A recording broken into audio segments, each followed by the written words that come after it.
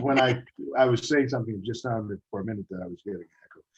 At any rate, today we're going to have a discussion with Jace about the philosophy that kind of shape Native people, particularly in South Dakota. And before we get started, I think we have at least a couple of new participants.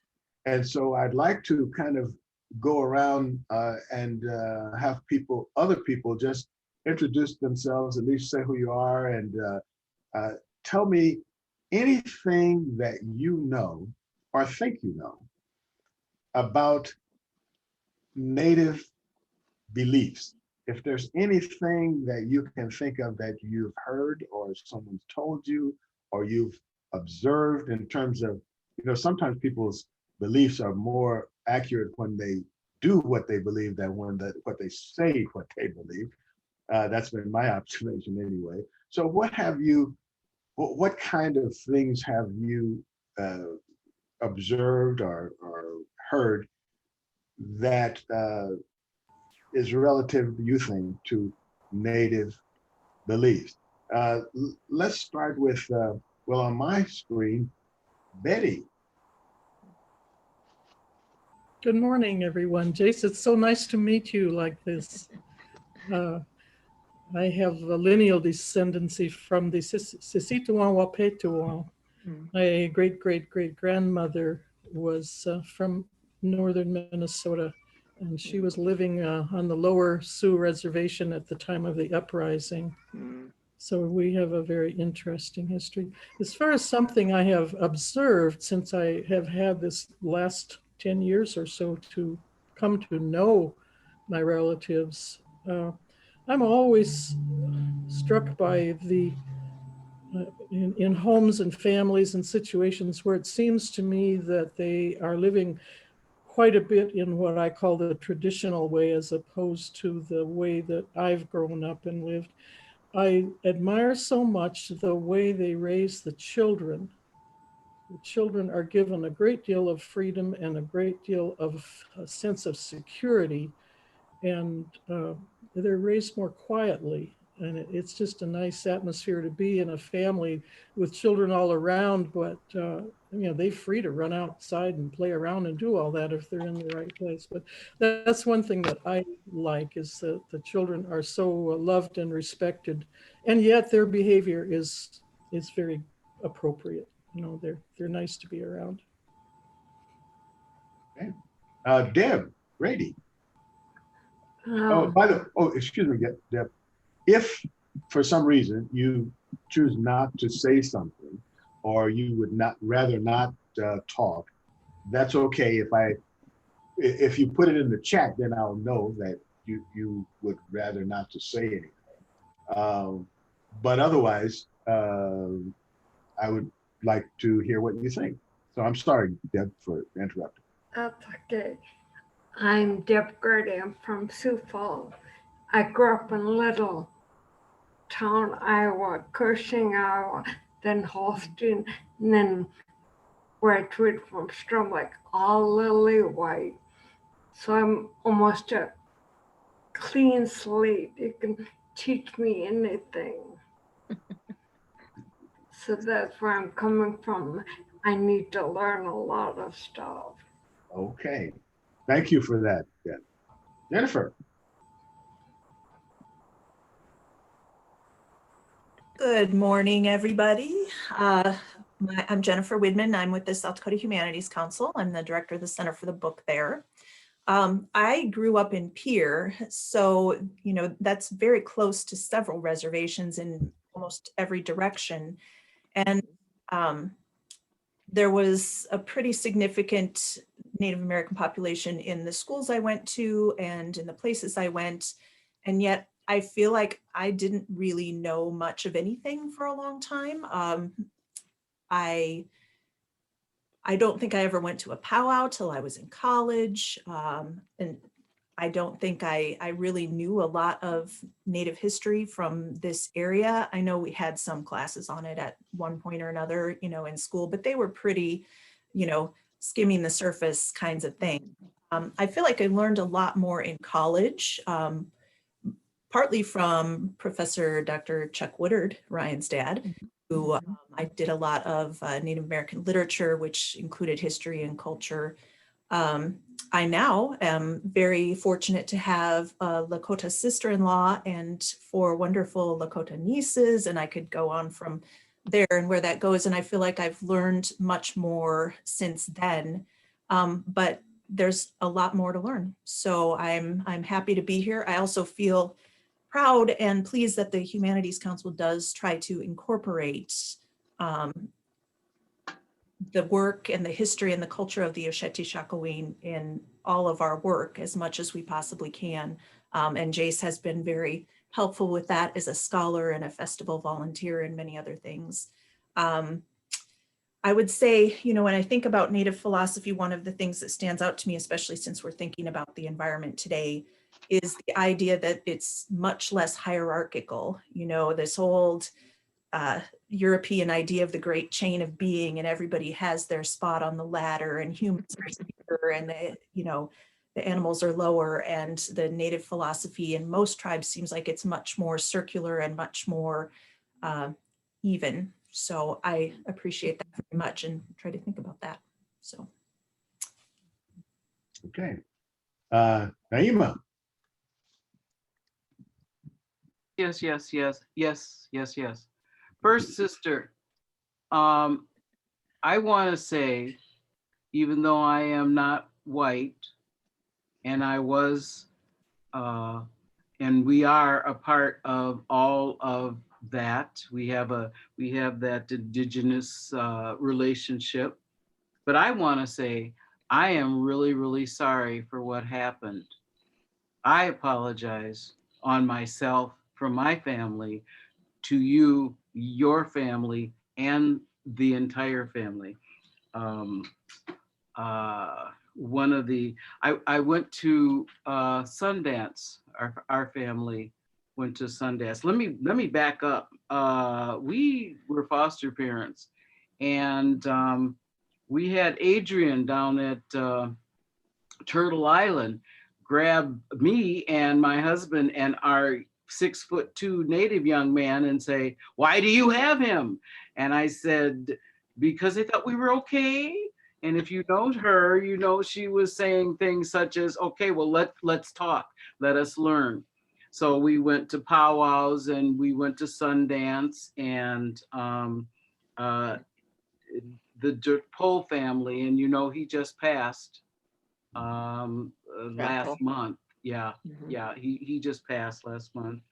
And so we learned as a family, as a foster family, and as an extended family, number one, what some of the laughing elks can do when you're there at Sundance and so on. But the one thing that we did learn, as Jennifer was saying, there's a lot of peace that has come within the different tribes. I learned this when I was a child in Minneapolis, St. Paul, with those guys that always messed around and caused all, those ones with the going to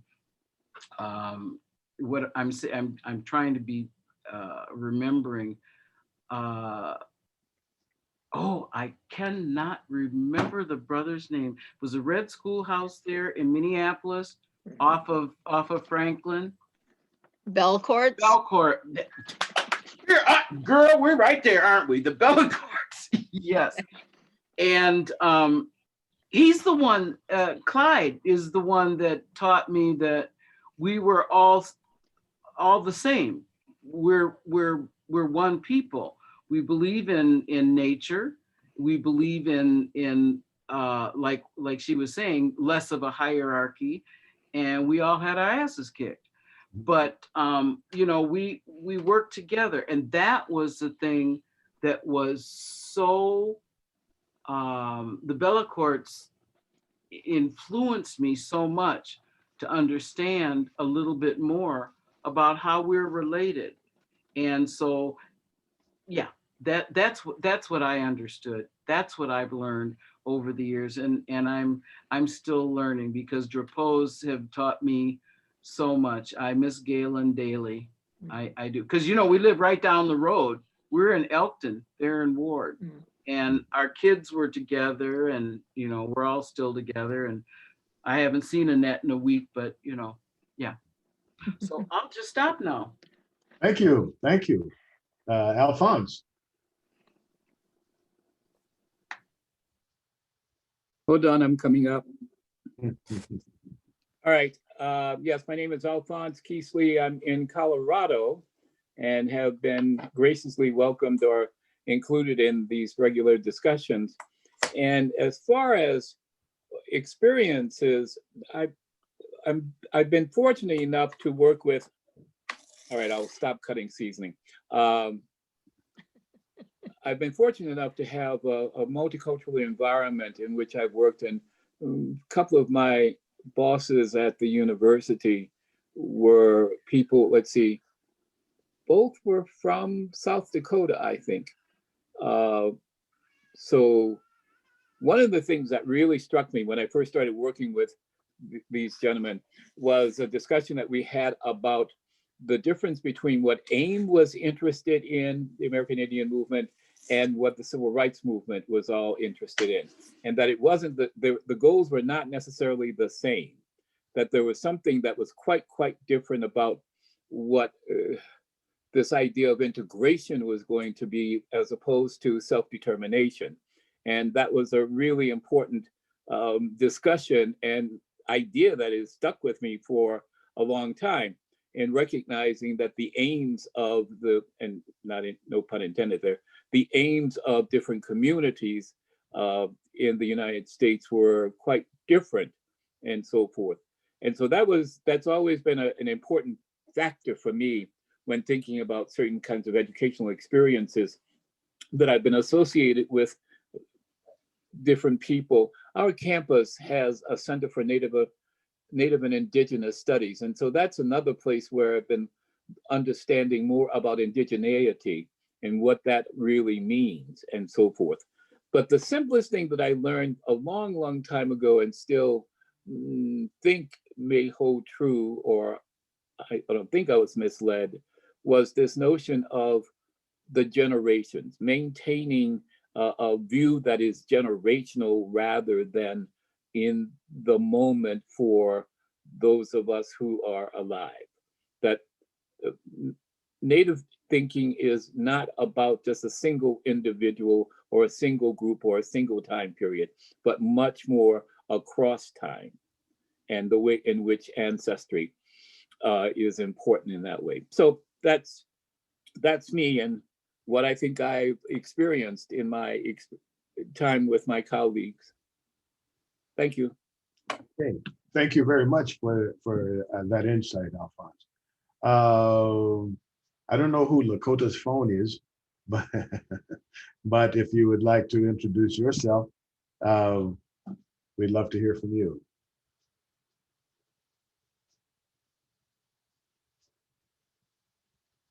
Well, I guess Lakota's phone is off. Okay. I'm here. Oh, okay. We're just asking people if to introduce themselves, where you're at, and tell us anything you know, or maybe think you know or don't know, or whatever, about the philosophy of Native people, particularly in South Dakota. Well, I'm the sister-in-law Jennifer Widman spoke of. And I know you well because I work at St. Joseph's Indian School as Native American Lakota Studies teacher. So I have worked with you. Yes. And I have also met Jace. Oh, by the way, we will be working again together again. I hear that. Yes. Yeah. Yeah, I'm looking forward to it. Okay. But I have met Jace once, and so I was born and raised until school age. I went to kindergarten on the Rosebud, and then we moved off the reservation in the 70s during the times of the AIM movement.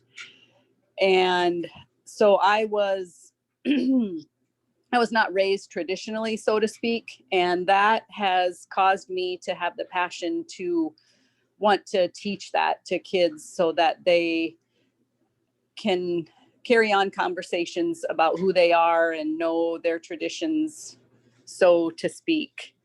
And so I enjoy spending time with 1st through 8th grade kids and working with high school kids who attend our mainstream public school, and just creating ways that they can experience their culture and choose to live it in today's world.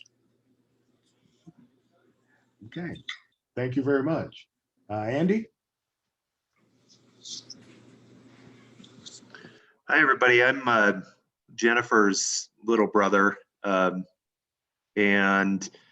I shared a few things in the chat here, but my experience has been really pretty similar growing up in Pierce, South Dakota to the things that Jennifer noted, including starting to learn more about Native culture through Dr. Woodard's classes at South Dakota State University. Just a fantastic, eye-opening education from him.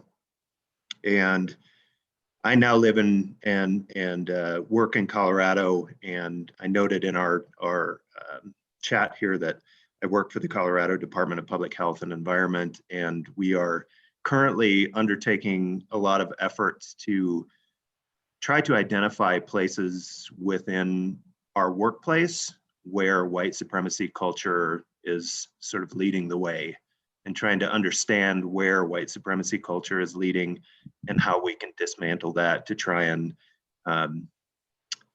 make public health accessible to everybody, and make sure that health is not something that prioritizes people that look or speak a certain way.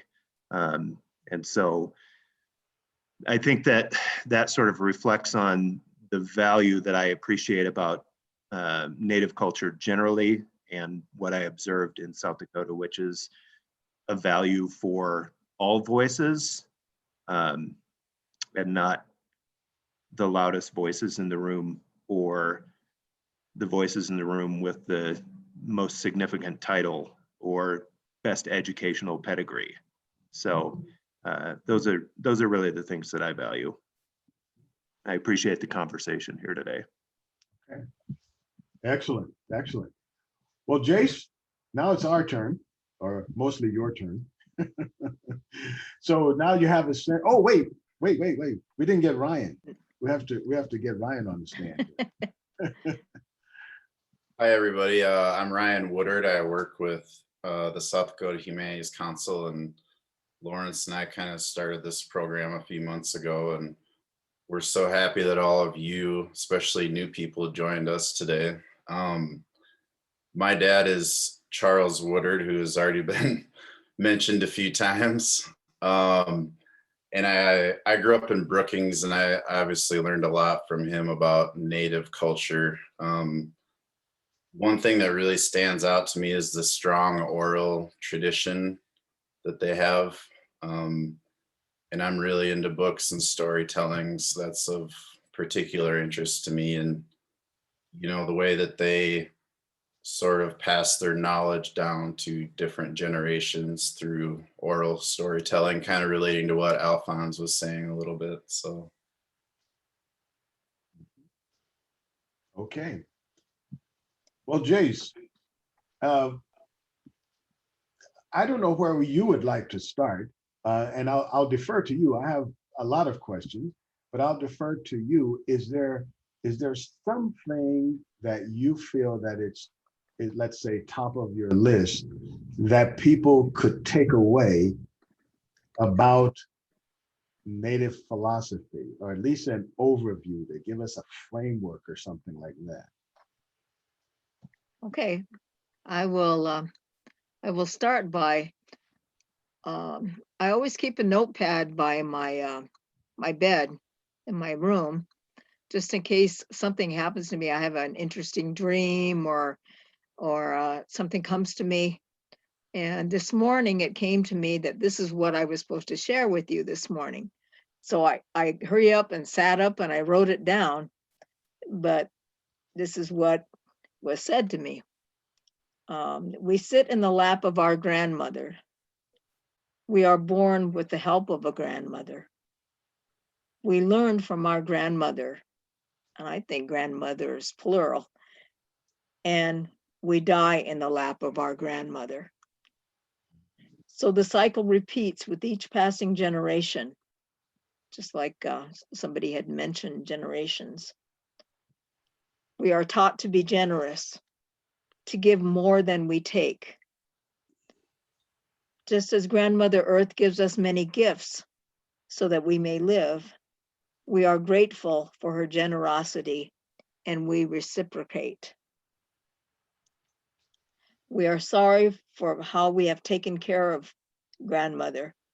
We are sorry that we have taken you for granted. And so on this Thanks-taking Day, as some of our younger generations say, I'm so used to saying Thanksgiving, so I say that still. We need to think about how we can give thanks for the things that we are still, that are valuable in our life. And for the Lakota people, those are our relatives, Mitakuyepi, our people, our relatives. It's been a pretty difficult year as we've all gone through this. We probably all have relatives or friends, or we know of someone who has passed because of COVID. And it's been a very challenging year for all of us. But we have to keep in the back of our minds that life does go on. And if we have grandchildren and even if we don't biologically have grandchildren, we still have grandchildren that are on this earth that need to be taught and need to receive information that will help them and sustain them in the future. And so all of us that are on this talk today or on this chat, Zoom presentation, are all teachers in a way. And certainly Ryan's father was an example of, a wonderful teacher. And but we're all teachers as well. And if we can think of ourselves in that way, then it gives us more responsibility, certainly, but it also allows us to take on the role, I guess, of trying to learn more and be lifelong learners. And I would like to share that the Lakota people, our worldview is based on reality and survival, as many indigenous folks have that kind of thinking. It's also based on service, respect, gratitude, and always giving thanks for that which is given to us. We have actually ceremonies called a Wopila Thanksgiving, a formal Thanksgiving in which we acknowledge a number of different things depending on what we have been praying about. I'm thankful that I have, that I'm alive. And that's the first thing that I say every morning. I'm thankful for my life. Thank you for allowing me to breathe again and to walk the earth again. And I'm thankful for my family, for my sons, for my grandchildren. And that, I think that idea of gratitude and thankfulness is something I think is very key to us as Lakota people. But we didn't just extend that just to human beings. That gratefulness is extended to all that is in our universe, not just the two-legged, but the four-legged, the winged, and not only the animate kind of living things, but the things that we call living are not only those things, they're the rocks, the trees, the mountains. All of these places are living as well. And so we have to acknowledge all of these. And we do that by two simple words. And a lot of people have been using this as an amen, or when they end their talk or end their discussion, they'll say mitakuye oyasi. And that's fine if they really believe that. But if you use those two words, that means that you believe and you think of the world, the universe, as being equal and all important.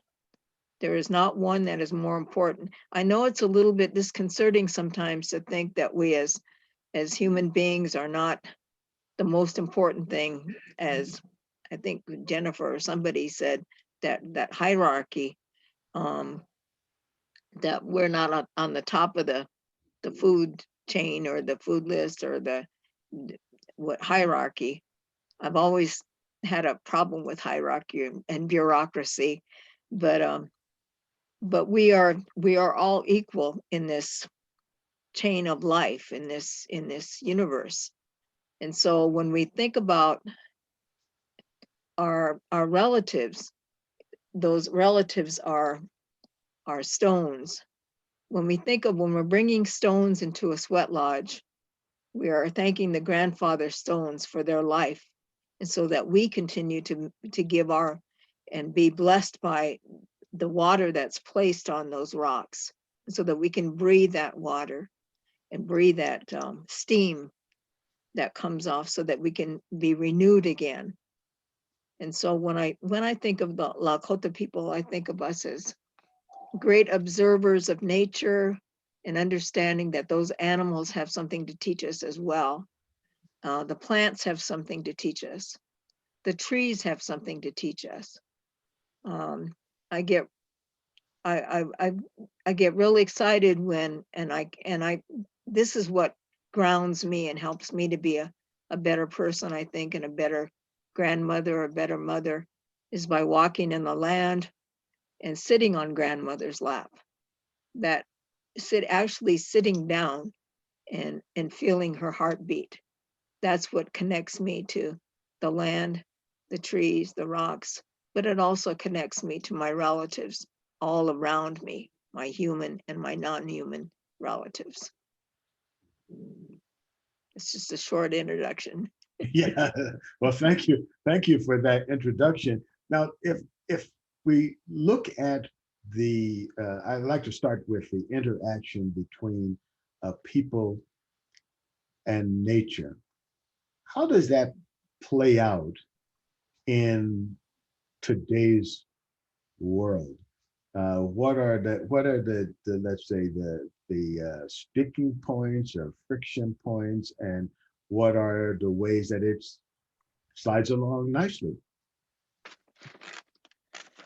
Well, unfortunately, I think that some people are disconnected with nature and with the natural world and the natural laws of the universe. That sacred relationship between the land and the people and the resources and the people has gotten out of balance, has gotten out of whack. Folks have taken too much from grandmother earth, and take instead of giving back or trying to conserve on what we're taking. Common sense, although I wonder about that today, about common sense, will tell us that you can't take more than you, or you shouldn't take more than you need. Even when we take medicine, plants from Mother Earth, when we go out to take those plants that are going to help us and to heal us, we put offerings down. We might pour water, we might pour or put tobacco, chashasha, or even pipe tobacco or shitu tobacco down, or we might put food down. But the idea is that we always give an offering to ask if it's okay if we take that plant. And we apologize for taking that plant, because when you do that, you are essentially killing it and taking it from the earth so that you can make something else live. So you have to, it's important that you acknowledge that that you are taking this so that someone else may live, may be healed. But a lot of people have forgotten to give thanks for those things, and to acknowledge that that they can't just take it and just go about their way.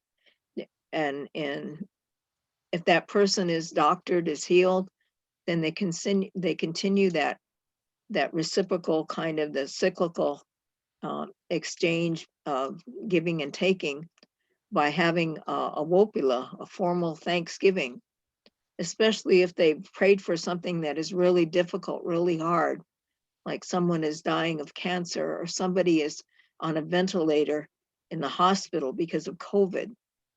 Their lungs are scarred. If we do not give thanks for their life, then that disturbs, or it's kind of like spitting in the face of your grandmother when you don't give thanks, and when you don't acknowledge that the earth or that plant or whatever is being given thanks for is what that's the proper thing and the important thing to do. And it's very upsetting to many of our Native people, our Lakota people, that especially in the last couple of years, if some of you have been following the pipelines, XL pipeline, and the water protection camps, and the things that were going on at Standing Rock. You know, I had many relatives up there who were in the camps and who prayed about the black snake that is trespassing on the lands of the people. And I say the people, but also Oyate. When we say Oyate, we're talking people, but we're also talking, like I said before, about the wildlife and the trees and the land and the grasses and everything else that it disturbs. So, but particularly they were talking about Miniwichoni, water is life. And so we all know that we can't live without water. And so many of us are really concerned about protecting the water on Grandmother Earth now. And that's, and sometimes we take that for granted, that we can just turn on our faucet and we can get water. Well, what happens when you turn it on and it's not clean water, but it is brackish, or it smells like sulfur, or it can even, if you hold a match to it, it even can burn. That's frightening to me. I don't want to leave that kind of legacy for our grandchildren and our great-grandchildren and future generations. Shame on us if we don't do something about it now. So I was really very proud of my younger relatives, my nephews, my nieces, my grandchildren, who were at the water camps, the water protection camps, who were praying about the pipelines. And that's still going on today. They're still being built. There's still being sludge and oil being sent through the pipelines. There are still being breaks in the pipelines, but they're not being acknowledged a lot in the press. A lot of people don't hear about those things because they don't want to hear about those things. Those things aren't being talked about.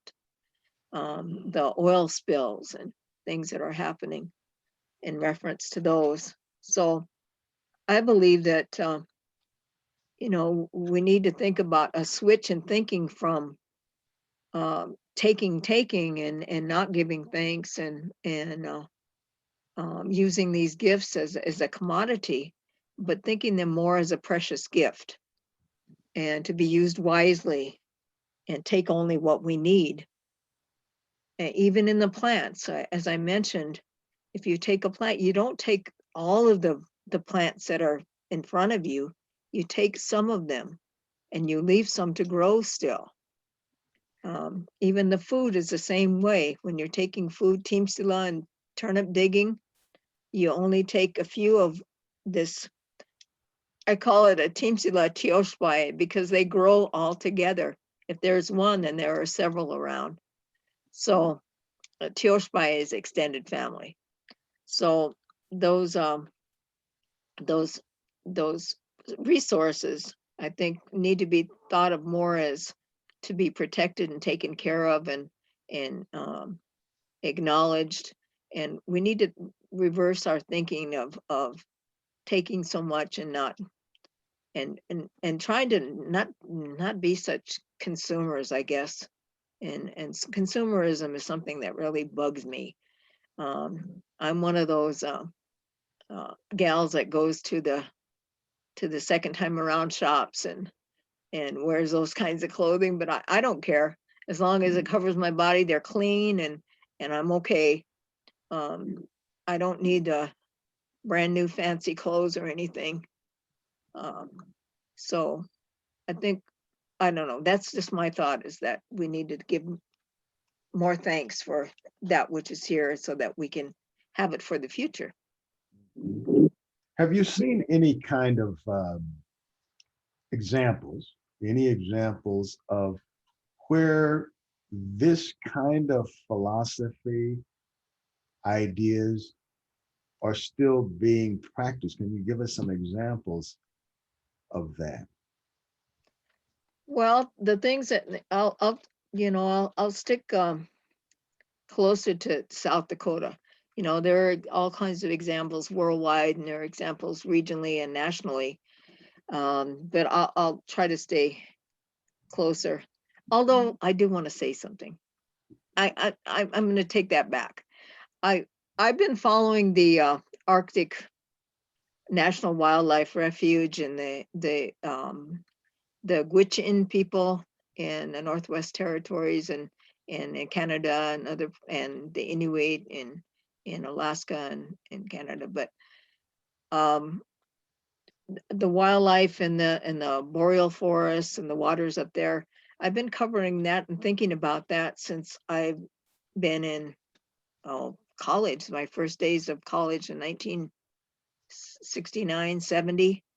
So I've been following the plight, if you will, of the Gwich'in people, trying to protect their porcupine caribou herds and their migration patterns, and also to not bring so many oil wells and pipelines and so forth. I mean, those were my first inklings of how I can see how I thought about protecting the environment. Were when I thought about and learned more about those areas far north. But I think it had something to do with, as a younger person, we went on a vacation through Canada and went went up to Alaska and went by Yellowknife in Northwest Territories. And I got to see some of the traditional ways that the women there were working on their moose hides and got to see the way that they lived on the earth and were connected to their relatives and ate the traditional foods and got the traditional berry picking and all that. And it resonated with me because that's what I did with my grandmother in South Dakota. And so I could see the similarities and thought that, well, this is something that shouldn't be happening up here. And then years later, here it comes to South Dakota in the United States when these pipelines coming through. And my greatest fears came true. And so we're still dealing with those now. Honor the Earth. My friend Winona LaDuke has been such a wonderful lady that has worked so hard to save our environment, to work to save the native rice fields and to make sure that the people have clean water there in Minnesota. And that's happening right now. In fact, she's calling for action so that people will will call and make letter writing and calls to the different banks that are funding these places. And so there's all kinds of things that people are doing today to try to reverse or try to stem the this thinking, I guess, that we need more fossil fuels. We don't need more fossil fuels. We need more clean energy. And so there are folks that are working on those things, and I'm excited about the young people that are getting on the bandwagon and understanding that they have power in their words and they have power in their actions. I always I guess I'm a traditionalist in that I believe that there's a Lakota word for belief or faith in something. It's wawichala. And I have a cousin that loves that word wawichala because we have a faith, that we have a belief or an understanding in our traditional Lakota ways that no one can take that away from you. If you have that in your heart, that will sustain you for your whole life. And I have faith that in these young people that they will help Mother Earth, help Grandmother Earth, and they will help in this healing, because the world does need healing, not only with the COVID pandemic, but with everything. And I think that that's what's happened. People have realized because of this pandemic that we need to heal in other ways as well. And that's why we're talking about healing racial injustice and healing the way that we talk to one another and communicate with one another, and understand that we need to be better people on this earth. We need to take care of one another better. And so these, including the earth. And so, we could go on about climate change and global warming and all these things. It isn't a hoax. Anybody that is thinking with common sense knows that it's science-based. There's not things that people are making up about the icebergs melting and all the things that are the polar bears that are not being able to go from one iceberg to another because they're all melted, and so they drown in the ocean. So we have to think about those things, and I think our young people are doing that, and they are realizing that the mistakes that were made, and we need to change that thinking and reverse it. Before we go on, I'd like to ask our other participants to be thinking of questions, because we have a real good opportunity here to share some wisdom. And if questions come to mind, or you have had questions, this might be a good time to have a conversation. And you might remember that if you have the question, there's a good chance that other people have had that same question and would benefit from your stepping forward. Jace, if we were to be looking at how we might incorporate some of, not just this idea, but some of the other philosophies of Native peoples, is there a practical way in which those of us who are not in the culture can start to benefit from, or learn and then benefit from the wisdom, the knowledge that has been produced over time within Native culture? Perhaps the one thing that I tell folks, including I have to tell myself as well, listen more and talk less. And here I am talking today. But listening is and educating oneself, I think, is, and that's what we are all doing today, I think. Sharing and listening and communication, keeping lines of communication open. There will always be changes. And I always tell folks this, that there will always be change. So it's better to be proactive in that change and to have a voice in that in a good way, and to support those folks, even those folks that aren't as vocal as others, can write letters, or they can, do other things, emails, whatever, and they can be a part of the process. But I'm thinking that keeping cultural traditions and indigenous thoughts alive will help others to understand. And so people are stepping up, elders are stepping up, and even young people are stepping up to talk about these philosophies and these ways of thinking and sharing that. And like I said, put faith into action and do what you can, commit to something. I sit on a number of different committees and to try to do different things for the environment and for people and so forth. A new committee that was formed to protect the Bear Butte Creek Preservation Committee, or council, that I was asked to be a board member of. It's just forming, but we want to protect the area around Bear Butte. For many years, Matopaha, Bear Butte, has been one of the areas that I think is very important as a sacred place to protect and to keep negative things from around that area.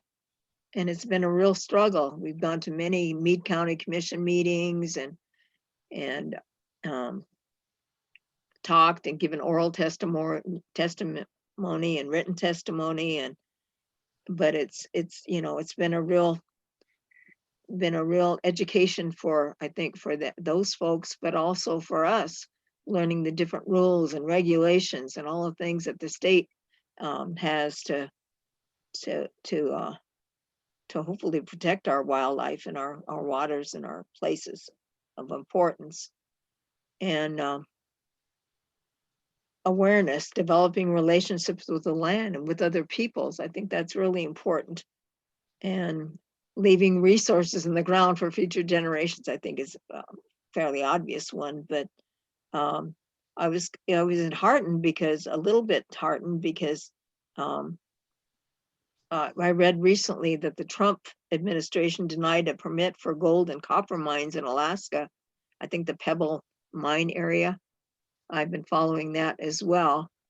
And I think it might be BLM lands, but I was saddened yesterday to hear that South Dakota is allowing premium uranium mining to proceed in the Edgemont area. And this is something that Lilias Jarding and others in the Southern Hills have been working so vigilantly to try to stop that those uranium mines again. We've already been there, done that. We know that the Native people that have suffered from cancer and other debilitating effects, because that lived around the Igloo area and around the Edgemont area in generations past. We've done that. Why are we doing it again? And so, but South Dakota seems to think that it's okay to do that.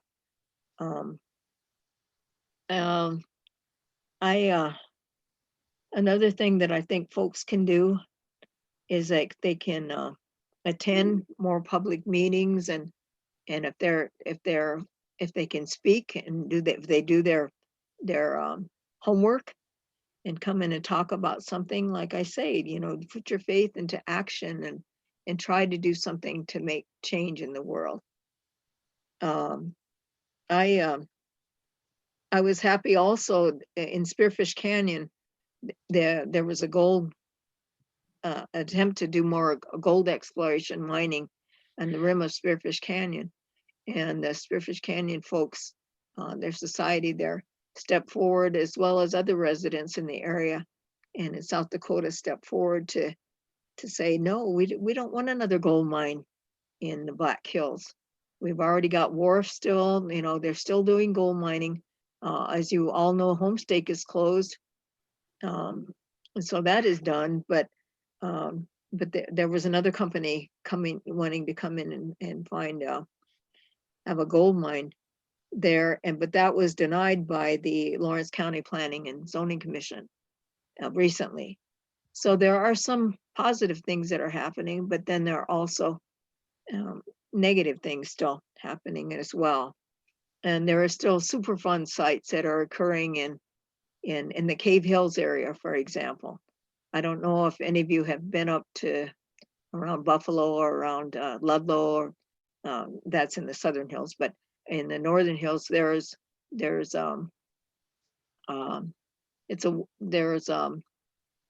they did uranium mining where the process was to cut off the tops of the mountains.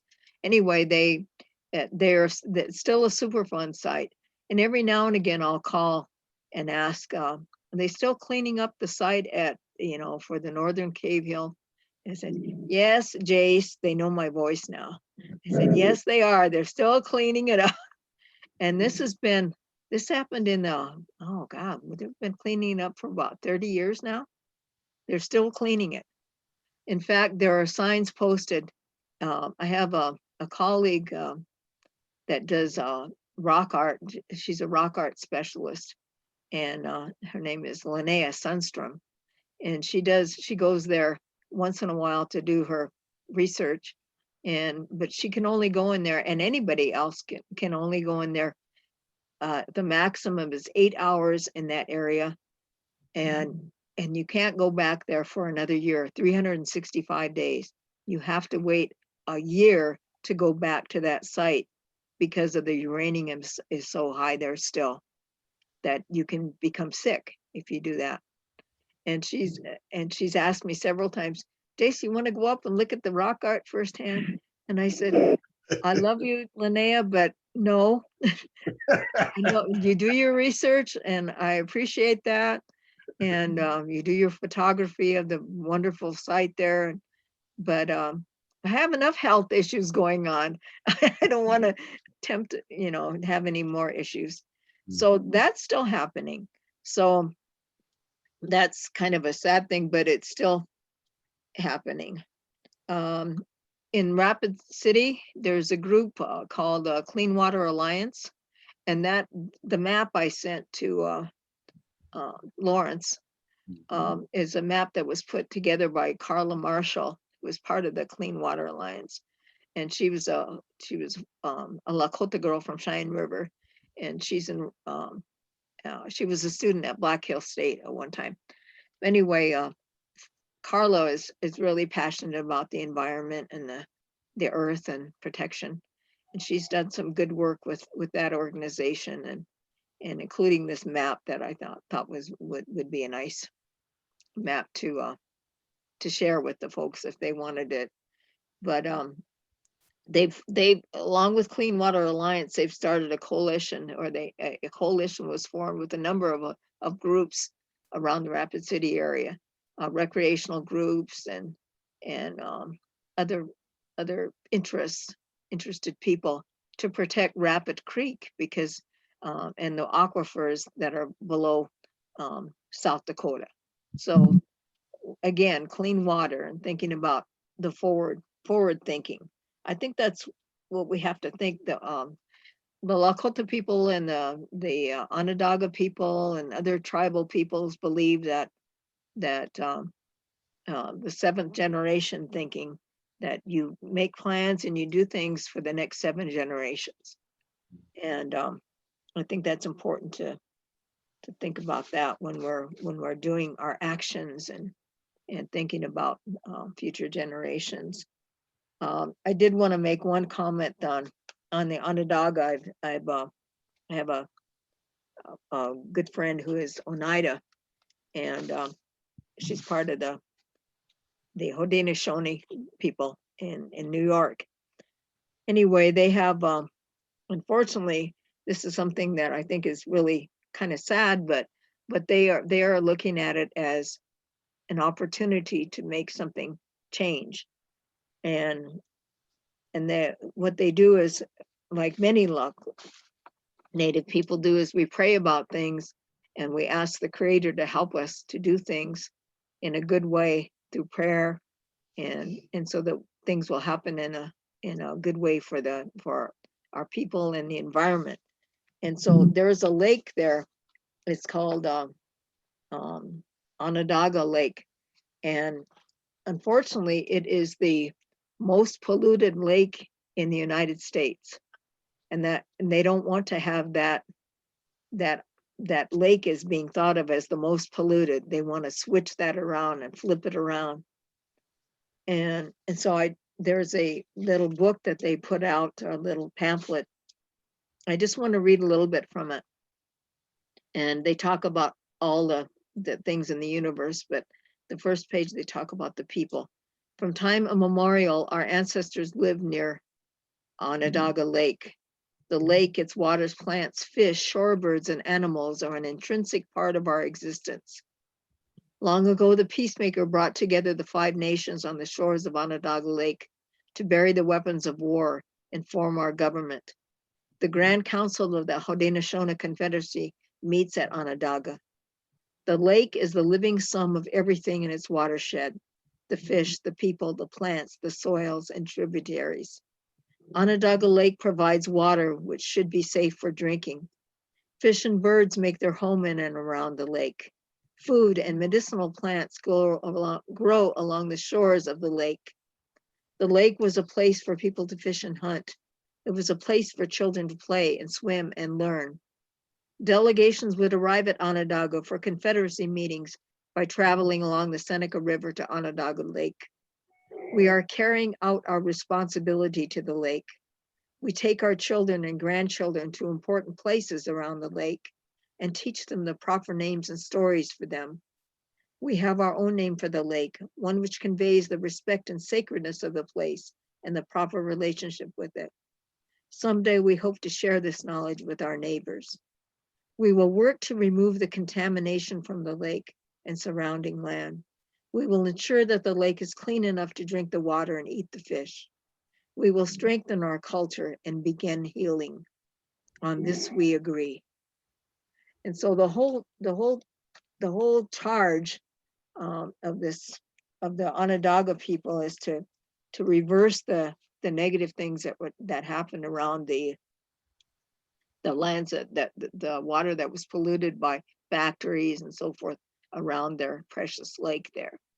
And I had the opportunity several years ago to pray at that lake and to put tobacco on the earth near that lake, and to pray with the people there, hoping that they'll be able to make their lake clean again.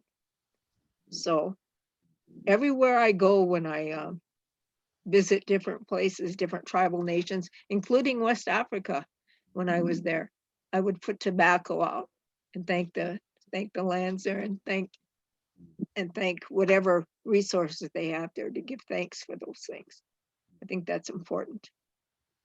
As you're speaking, Jace, it occurred to me that really we are talking about all of us doing kind of the same thing. That's why I asked the question about how we could practice it, because even though today, the context we're talking about it is in Native American philosophy, it just seems like such an organic, natural way that we should be doing things anyway. There are a lot of those kind of concepts that are involved. And so it just seems like it would benefit all of us to have this kind of view as well, wherever that view came from. Yeah. I agree. I feel like I'm speaking to the choir here. Yeah.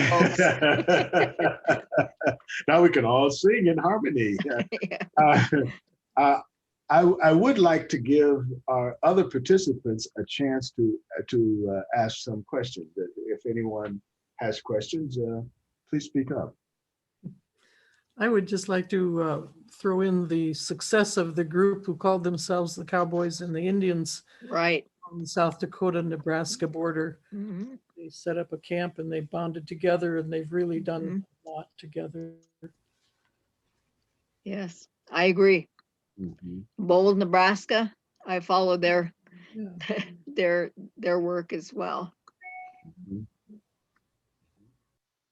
I think it's important to point out those things because we can get so overwhelmed with all the people who are doing it wrong that we forget all of the efforts and successes of those people who are actually making effort and doing the things that we want. And if we don't acknowledge those people, we can have a sense of that, I would say a distorted sense that the efforts are meaningless, and people will often say, oh, nothing's changed. It's like, well, you're not looking, because I see things changing all the time. There are people who are doing things.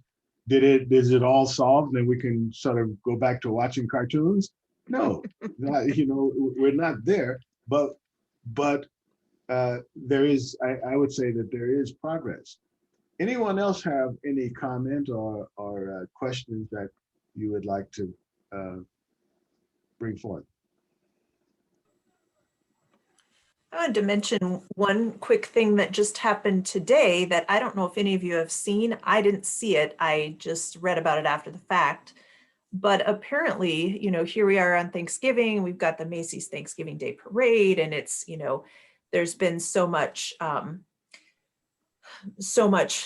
false information and so much pain among Native peoples in the ways that we have celebrated Thanksgiving over the years.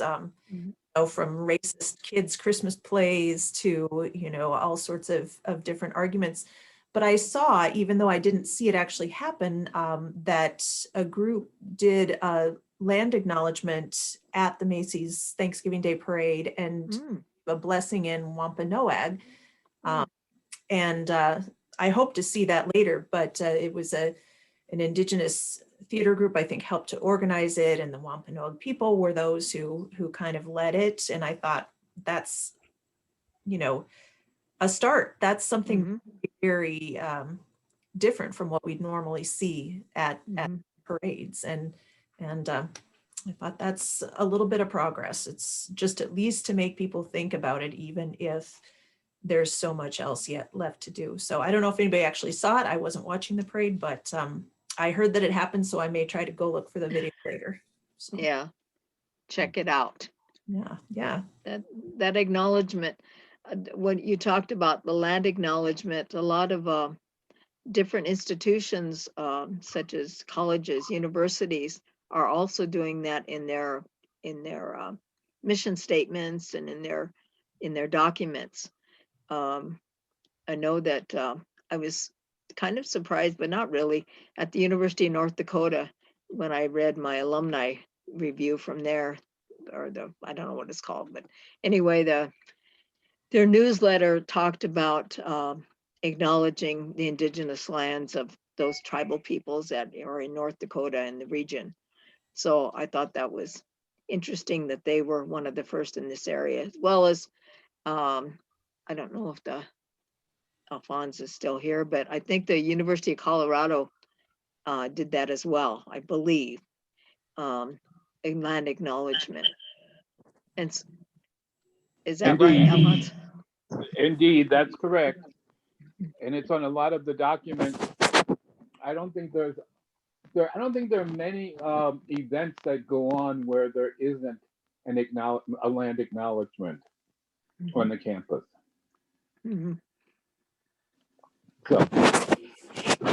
So I think that's an awareness, and that's an education. I think that's important as well. As an educator, anytime that I have an opportunity to educate and to teach people things, I jump on that opportunity, and my kids will tell you that too. Mom, you're not teaching. We're on vacation. But if you see something, and I think it's important to share those things if you can. A teacher is always teaching. That's right. I think so. What is the payoff? That's a weird way to put it, but what is the payoff of land acknowledgement? What is the payoff? Yeah. She acknowledged that it's an awkward way to put it, but I think she's trying to say, what happens, or what do we expect to happen as a result of people doing that more and more, doing it at all. They're what is it? acknowledging that we're still here. Yeah. Lakota, Dakota, Nakota, Anishinaabe, Onondaga, whatever. We are here, and the lands that our ancestors lived on are still here. And we're not going anyplace, I don't think. We've survived through so many different things that to have folks acknowledge that these were the lands where these people grew and do have thriving cultures and ways of life and ways of thinking that are an important contribution to the world. And so for folks to say that and acknowledge that, I think is a big deal. I would say, I would add this to it, that it becomes a wedge in which we can acknowledge our own humility, and we can act with some humility and realize that a lot of the things that we enjoy, a lot of the things that happen are they are as a result of other people losing something. Yes. And that That's part of it. Yes, and it's kind of like the same thing of acknowledging, let's say, how the efforts and the disenfranchisement of many people account for the success of others. And if all of those people had an equal opportunity, that the balance of things that we have would be a lot different. And so if you come to acknowledge that, hey, what you have has been at the great expense of other people, then it allows you the humility to heal yourself, really, to start to come to understand that we are all one and that we owe something to every other person because others have suffered for our benefit. Okay. If I might add, I didn't know if that was the same as a general apology, which I didn't, that's why I asked if that was the same. if I may add, this is Alphonse. One of the other perspectives, I mean, I think both explanations that have been offered really speak even more specifically. But there is a movement to recognize how there is erasure of people's contributions, and that there is in fact a presence. So it's really an attempt to undermine the erasure of groups of people who have contributed to the making of who we are as this continent, if you will. I mean, I'm sorry, this planet, if you will. So the erasure movement is something that especially young people are very much a part of. No more erasure. Mm-hmm. Yeah. Okay. Yeah. Others. Go ahead. And some people are and some young people are speaking up now. For a while, our ideas and our we were less than, and our ideas were not thought of as being valuable and treasured, even though we felt that other folks didn't. But we still persisted. We still had our elders sharing this information and passing that down. And I'm thankful that I had really strong, especially strong women in my family that were very, as a matrilineal society, many Native societies are matrilineal, and the women have a very strong part in our society. And for example, the women own the teepee, and on the Onondaga, the women own the longhouse and the plants and the crops and everything around that perimeter. Well, that kind of thinking is being shared with other folks now, and they understand that as women, we have always been an equal part. And because men and women are both equal, and we're both formed equally in our belief system. So it's not one is not less than. And so we extended that to other people as well that were coming here to the United States, to what is now the United States, this continent. And hopefully folks will, I don't know, learn something from our philosophy and how we treat the earth, and not the native person flitting through the forest and, you know, those stereotypes, but those that are based on reality and survival and how we have survived all these years. I know that we're getting near the end here, but because I wanted to share one last thing with folks. Sure. An example of hope, which I believe is an important example of hope. I don't know if you've ever been to the Peshawar area in the Black Hills, but it's like in the center of the Black Hills. Some people call it the center of the universe. The Black Hills being the center of the universe, our universe. But the purchase of certain lands around the Peshawar area by a coalition of tribal groups, tribal people, I think was an important step a couple of years ago when this land was bought back. But young people, especially the Rosebudsu tribe, has been spearheading youth camps there in the summertime, where young people go there and they set up teepees. They learn how to set up teepees. They put up sweat lodges, and if they want to fast, go on Hamblechiapi, cry for a vision. They have medicine people that there will help young people do that. Anyway, they're bringing back those traditions and that reconnection to the lands, especially our sacred lands.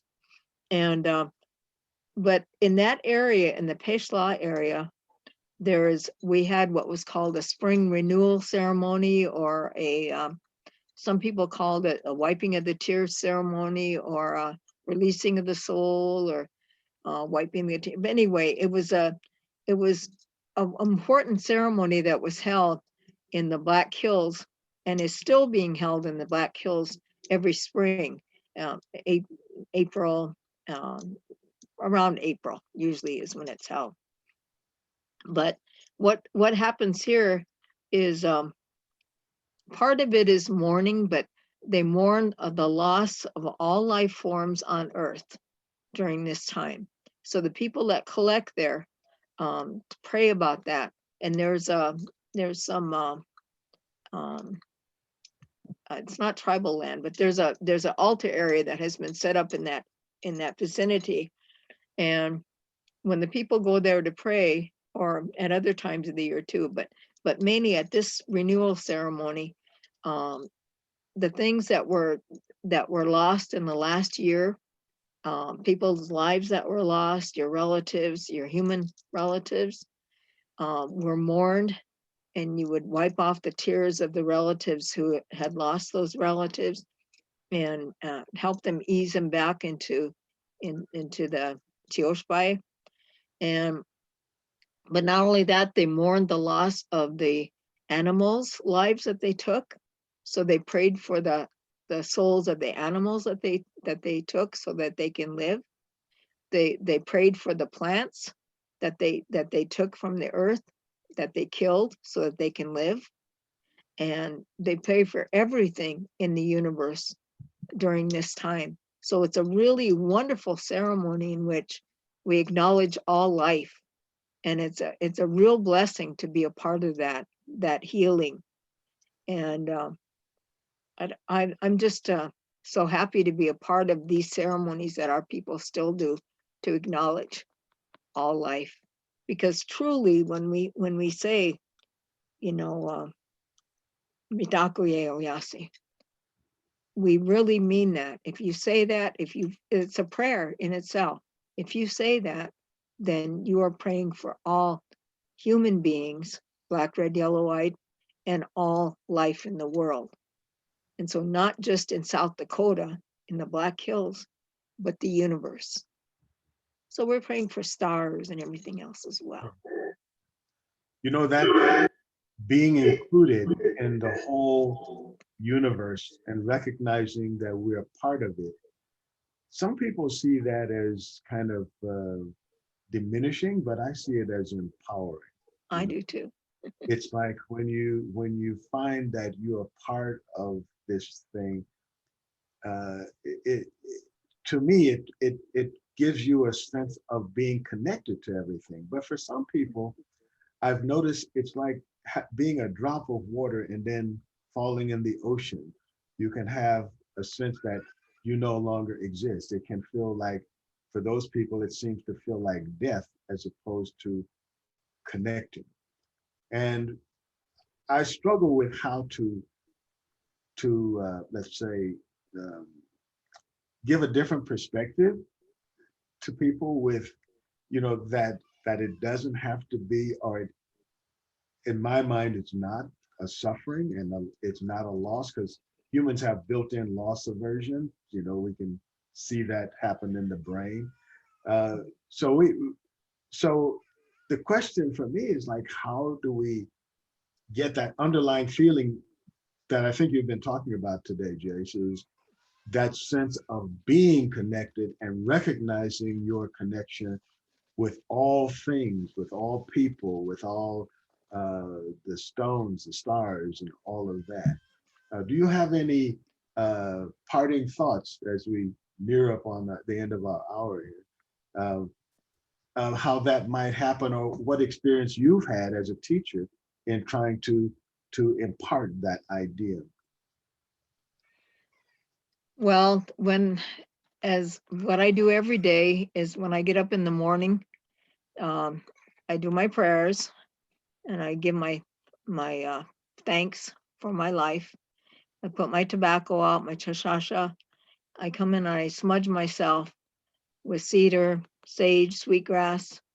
Our medicine people told us, when this COVID crisis came to us early in January, February of 2020, they had ceremony and they prayed and they said, you need to think about taking care of yourself and taking care of your family. And part of that is continue to smudge if you do that, continue to do that, and use a lot of cedar. And so we've been doing that in our family, in our household. And they asked us to hang cedar up in the west door of our houses. And so we've done that. They asked us to make tobacco ties. And I don't know if any of you understand what tobacco ties, but it's little pieces of cloth that have tobacco in them. And they are prayers. Each one of those ties is a prayer. So to make tobacco ties, and depending on your spiritual leader, they tell you how many to make, or you feel in your heart how many you should make. And you pray with those, and that's what I do. I don't make tobacco ties every day, but every month, full moon, I make tobacco ties and pray with them for the protection of our household and our family. And so our medicine people told us it's going to be very hard this year, but never lose faith. Keep praying, keep doing your smudging, and remember that the winds that come through and the rain.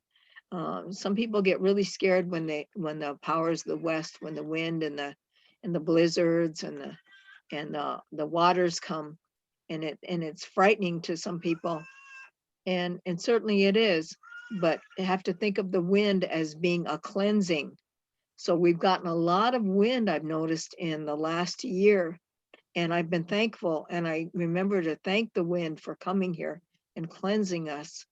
And now the doctors are saying, go outside. If you can go outside and get fresh air and walk on the earth and hike and do those things, that's what you should do. Well, that's what we should be doing anyway. Isn't that right? We should be doing those things. Yep. And Yeah. so that's I guess the thing that there's all kinds of wonderful quotes by elders and that have been here before us. Luther Standing Bear, Ohiesa, and Tatanka Iotake, Sitting Bull, and Makpia Luta, Red Cloud, and other environmentalists, people that cared about all of us. And I say that because they knew that there would be other people, coming, and they wanted to give them some guidance, I guess, give us some guidance. And so I'm thankful for the elders who have done that, who have paved the way for us, who have survived for us, so that we may be here to survive and live on earth still. So we need to do that as well. Well, thank you very much. Thank you very much, Jace. We're running at the end of our hour here. And I hope that all of you have benefited. I certainly have, from the wisdom and the words from Jace. And I hope that you'll continue to be a part of our discussion, and from whatever we're discussing, that you can bring that perspective, which we may not be privy to. And one last thing I'd like to say, we didn't really cover, and we probably need to have a whole other program on this, is the importance of language in bringing a lot of the ideas of Native people to the rest of us, because there are certain ideas that exist in a language that doesn't exist in other languages, because those people have not, there may be some nuance of it, but I found that in every language that I've ever learned, there are things that I can say and ideas that I can understand in that language that I would never have access to in English. It would just, we just don't have the words. And when we try to even define those ideas, we end up writing whole essays and sometimes whole books just to define that one word, to try to get that. Whereas the people who speak that language, you say that and they get it. You don't have to have a whole book to understand it. Right. So I'm very interested in the effort that people are making to bring back into more practice the languages of Indigenous people. Right. And so with that, we're 1 minute over. So I would like to thank you again. And I would like to thank everybody else for participating. And please let others know about this conversation that we're having, because we like to include more people in this conversation so that these ideas can be spread more throughout our communities. Ryan, did you have any last thing you wanted to say? Just thanks for coming, everybody, and I hope you have a wonderful Thanksgiving. Yeah. I All think right. wonderful. Just Ryan, maybe you could set it up for those of us that want to keep talking. That wouldn't be me, of course. We might have more conversation at some point in time. Just a thought. Just a thought. Okay. I'm very grateful. This has made my Thanksgiving much more bountiful than it would have been without this conversation. Thank you. Good. Thank you for being here, folks. I really appreciate you spending Thanksgiving with me and my family. I love you. All right. Love you too. Thank Have a you. good day. Thanks. Goodbye. Bye. There's no goodbye in Lakota. Amen. See you later.